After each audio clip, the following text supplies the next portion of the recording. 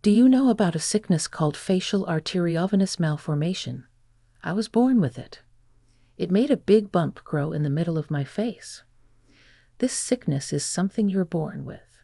It happens when your arteries and veins, which usually do different jobs, get connected. This lets blood flow between them, making a big blood clot.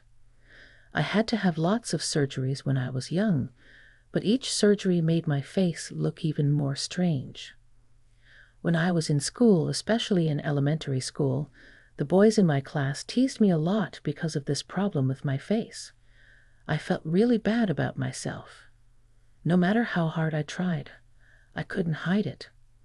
I thought I would never find love or get married. I thought no one could love someone who looked as ugly as me. At least that's what I thought until I met him.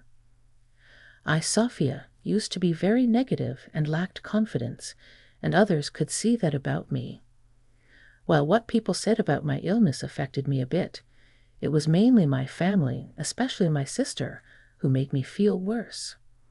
You see, my sister Mia is really beautiful. She has pretty eyes with double eyelids, long eyelashes, and a perfect nose. People often say how lovely she looks. My parents were really proud of her, and they often bought her new clothes, shoes, and hair accessories. But when it came to me, my illness made me look different, and they acted like I didn't matter. They'd say things like, "It would be a shame if Mia was seen with such an ugly sister." Because of this, my parents didn't want me to spend too much time with my sister. Mia didn't care about my illness at all. She treated me like any sister would, even sharing her toys and hair accessories with me. She stood up for me when people said mean things about my face. She was always there when I needed her. I'm so grateful for her kindness. But even though I love Mia and appreciate her support, my parents always favored her. They didn't show much interest in me. For example, even if Mia got average grades, they praised her a lot, saying, "Mia, you're amazing. You're not just pretty, but you're also smart. We're so proud of you." But when I did well on a test, they didn't seem to care. They'd say things like, "Just being smart isn't enough in life. Even if you're not very smart, you can still do well if you're good-looking and friendly. But since you're not pretty, you'll have a tough time." Whenever I found a nice dress I liked, they'd say, "That dress would look great on Mia, but it won't suit you. People will laugh at you if you wear it." And when I wanted to try makeup, they discouraged me, saying, "Makeup won't help much in your case. It's a waste of time." They'd always compared me to Mia, and everything I did seemed to disappoint them. It made me lose confidence more and more.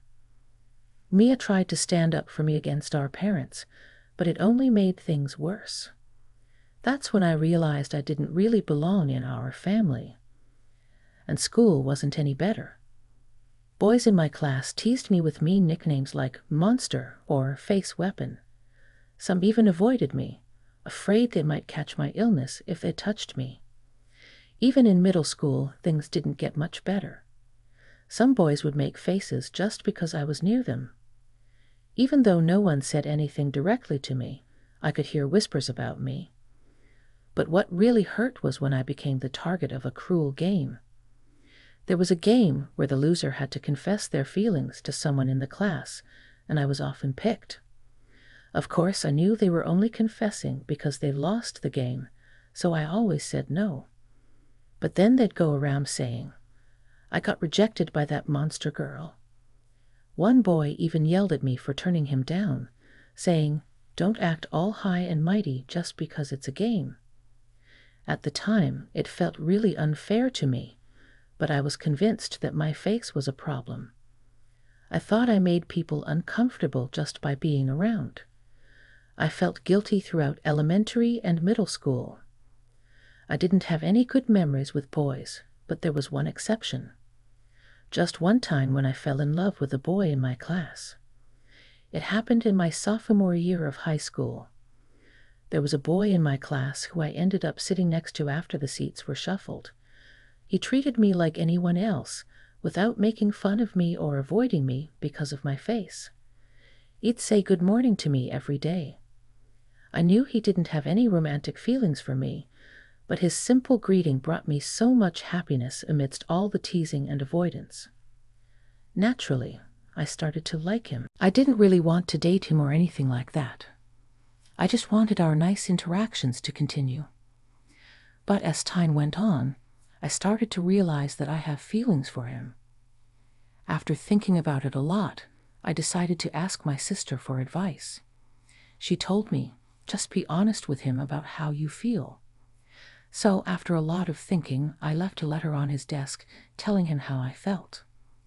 A few days later, something strange was happening in class.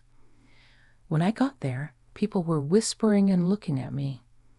Then the boy came up to me and asked, "Did you leave this letter on my desk?" I nodded silently, looking down at the ground. Suddenly, I heard a ripping sound above me. Pieces of my torn letter were falling around me. It's a hassle when things like this happen. What will you do if rumors start because of this? You fell for me just because I said hi to you. You're so clueless about love. I didn't mean anything by it. If I gave you the wrong idea, I'm sorry, he said. Then the whole class started clapping and cheering. People were saying things like, "Wow, you're brave." And that's kind of sad, isn't it? After that, everything's a blur. The next thing I knew, I was home, but I don't remember how I got there. All I could feel was guilt and sadness. After that, I couldn't bear to go back to school. When my parents found out, instead of supporting me, they said, "Well, he had a point. You caused trouble, so you owe him an apology." They got mad at me for skipping school over something small and tried to make me go back, but I just couldn't bring myself to do it. In the end, I dropped out of high school and isolated myself at home. My older sister was worried about me and tried to reach out, but our parents were harsh. They'd yell at me every morning or barge into my room to insult me, saying things like, "You're a disappointment," or "We wish we never had you."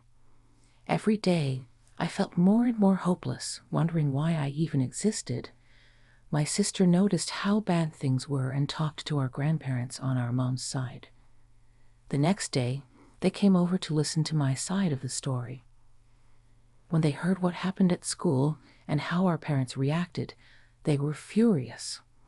They told our parents, "We'll take care of her," and rescued me from that situation. My grandparents didn't give up on me, even when I felt hopeless. They faced me with love and support alongside my sister, and little by little, I started to heal. Though my thoughts of ending my life quieted down, I couldn't shake off my fear and distrust of guys, no matter how hard I tried. But my grandpa always lifted me up, saying, "You'll find happiness in your own way without needing to get married. We just want you to find joy in whatever path you choose. Forget about that guy who hurt you. Dwelling on him is a waste of time. You have so many bright futures ahead." Even though we may not have much time left, my grandma was a constant source of comfort, telling me that as long as I was happy, that's all that mattered. She complimented me, saying things like, "Your skin is radiant, I envy you," or "Your eyes sparkle like jewels." My sister would often come over to our grandparents' place, and we'd chat and bond. We'd read magazines together, talk about cute makeup, and just enjoy each other's company. After living like this for about 3 years, I started feeling motivated to do something more. I decided to study again to get my high school diploma, which I eventually achieved. Then I began searching for work I could do from home, and slowly started making money. It wasn't as much as what others made in regular jobs, but compared to the days when I felt trapped and hopeless, I felt like I had come a long way. Living at my grandparents' house, I was still scared of people's comments about my looks, so I stayed indoors. That's when my parents suddenly showed up one day without even a phone call beforehand. They barged in, saying they needed to talk to me out of the blue. They said, "There's a marriage proposal for you." The guy is the son of someone important in a medical foundation. He apparently has his own issues and struggles to find a partner, so they're suggesting you. Isn't this great? He's wealthy and willing to take someone like you who's seen as a burden on society. I was shocked by this sudden news, but my grandparents stepped in to support me. They argued that it wasn't fair to make such a big decision without considering my feelings. My dad, sounding convincing, said this might be her only chance. She's been through so much because of how she looks. Why not see this as an opportunity for her to be happy? I looked at the guy's photo in the marriage document. His face was partly covered by his hair, but I could tell he was overweight and had a peculiar look. I guessed he might also be facing pressure to get married, or he might have some unusual preferences. But even if I said no to the proposal, it seemed like negotiations with the other family were already happening. They were wealthy, and my parents would probably try to push me into the marriage despite my own feelings. I felt like I had to accept the marriage proposal to protect my grandparents from any potential trouble. When I said I would accept, my grandparents were shocked. They hugged me tight, trying to convince me otherwise. "You don't have to agree to something so ridiculous," they said. But through tears, I told them, "Grandma, Grandpa, until now I felt like life had no meaning. But because you were there for me, I found joy in living. I can never thank you enough, but I don't want to cause you any more trouble. So I've decided to go through with this marriage proposal. Maybe, like Dad said, this is my only chance." My grandparents cried silently and hugged me tightly. A few days later, I had to meet the guy from the proposal, Matthew, and his parents. I didn't expect this meeting to change anything. Matthew seemed shy and kept his head down. His hair covered most of his face, and his skin looked rough.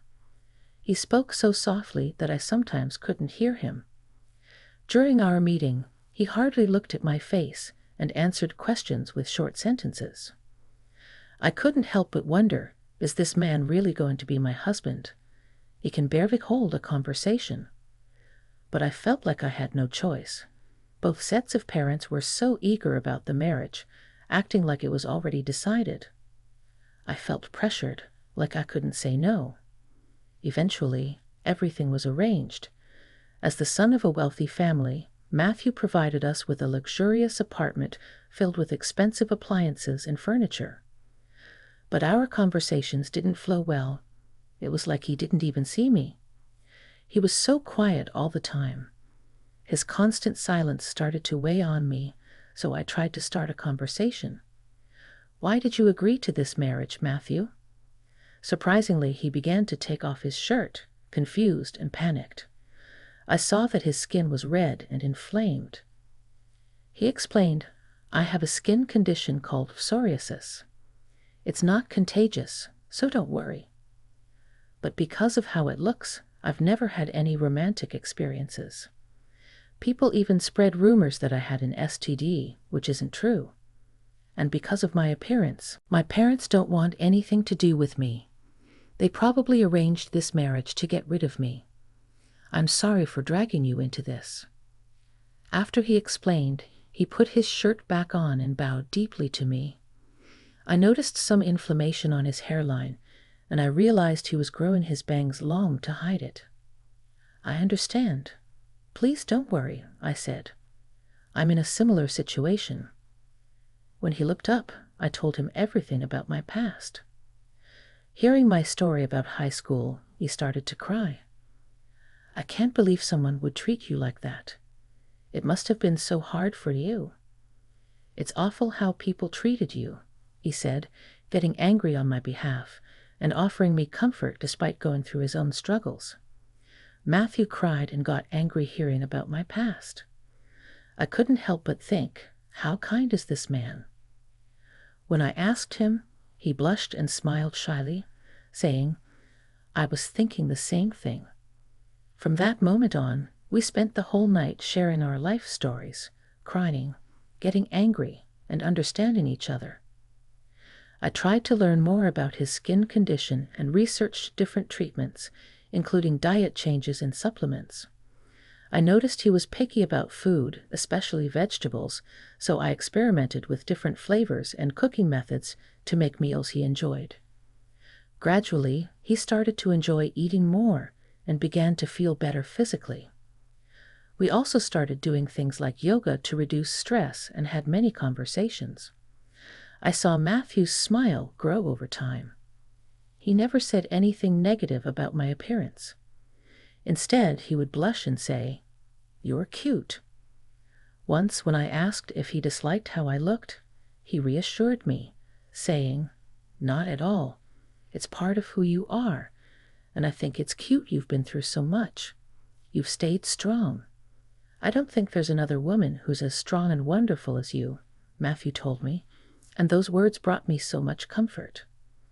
Over the next few years, we worked on a plan to improve his skin condition.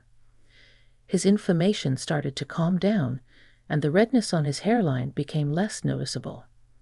Plus, with his disciplined lifestyle, he lost weight and transformed into a slim and handsome Matthew. I couldn't help but fall in love with him all over again when he trimmed his bangs. It suited him so well.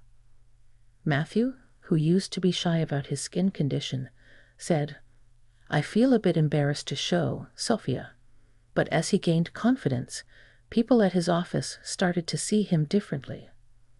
He hadn't told anyone about his disease before, thinking they wouldn't understand. But when he finally opened up, he was surprised that everyone accepted him. They even said, "Why didn't you tell us earlier? Trust us more." One day, as we were enjoying our time together, Matthew suddenly suggested, "Hey, what do you think about having a wedding ceremony?" Even though I had become a bit more positive since marrying him, the idea of facing a large crowd still scared me.